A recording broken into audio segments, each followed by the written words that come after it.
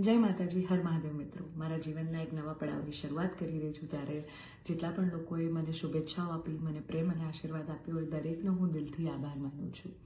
રહી વાત કે મારા સગપણને લઈને છેલ્લા ઘણા સમયથી મીડિયામાં અનેક તર્ક વિતર્ક, અનેક ચર્ચાઓ ચાલી રહી છે, જેને લઈને હું અત્યાર સુધી મૌન હતી, કારણ કે વાત મારા સુધી સીમિત હતી. પણ વાત જ્યારે હવે મારા પરિવાર પર છે, મારા પિતા પર છે, ત્યારે એક દીકરી તરીકે હવે મારાથી સહન નથી થતું અને મને લાગ્યું કે હવે આજે મારે બોલવું પડશે.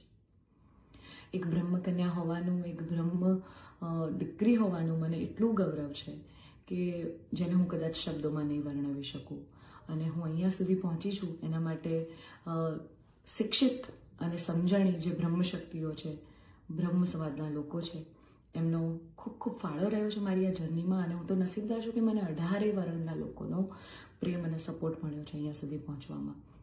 મારો પરિવાર તો છે જ, મારી ઢાલની જેમ મારા પિતા છે મને સપોર્ટ કરવામાં, પણ આપ સૌનો પણ ખૂબ ફાળો છે. પરંતુ કહેવાતા સભ્ય અને મોડર્ન સમાજમાં જ્યારે અમુક 2-4 અસામાજિક તત્વો છે જે લોકો અત્યારે પણ દીકરીઓ માટેના રૂલ્સ અને રેગ્યુલેશન નક્કી કરશે કે દીકરીઓનું લિમિટ ક્યાં સુધી હોવી જોઈએ. દીકરીઓને ફ્લાય કરવા માટે પાંખો મળી છે, એને વીંજવાની અને એને કાપવાની વાતો છે આ બધી.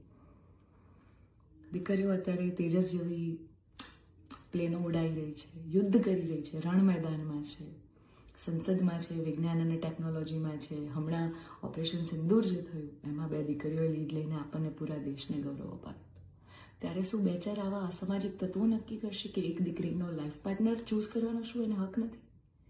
હું બહુ નસીબદાર છું કે મને એવો પરિવાર, એવા પિતા મળ્યા છે જે મારી ખુશીમાં ખુશ થાય છે અને મારા નિર્ણયને જે મેં હરખે વધાવી લીધો છે. કારણ કે ઓફકોર્સ હું એક એવા પરિવારમાં જઈ રહી છું કે જે આખો ભક્તિમય પરિવાર છે. બહુ જ પરિવારના લોકો અને મારો પાર્ટનર મને એટલો પ્રેમ કરે છે કે જેમને હું જે છું, જેવી છું, જે પણ છું, મને ખૂબ આદરથી, સત્કારથી એ લોકોએ સ્વીકારી છે. રાત દિવસ જ્યાં ગાયત્રી મંત્ર, નવકાર મંત્રના જાપ થાય છે, આવા પરિવારમાં હું જઈ રહી છું. મને ખૂબ જ ગૌરવ છે. એટલે હું તમામ બ્રહ્મશક્તિઓ, સમજણી અને શિક્ષિત જે લોકો છે, બાકીના લોકોના મગજમાં નહીં ઉતરે કદાચ આ વાત, પણ જે લોકો શિક્ષિત છે, સમજુ છે, એ લોકોને હું નમ્ર વિનંતી કરું છું કે આવા 2-4 જે અસામાજિક તત્વો છે ને, કે જે દીકરીઓની પાંખોને કાપવાની વાતો કરી રહ્યા છે, પ્લીઝ એને સમાજમાંથી દૂર કરો, નકર આપણો સમાજ ક્યાંયનો નહીં રહે. તમે દીકરીઓનું સારું જ કરવા માંગતા હોય ને તો દીકરીઓના શિક્ષણ માટે વાત કરો. નાની નાની દીકરીઓ પર જે બળાત્કાર થઈ રહ્યા છે એના માટે વાત કરો.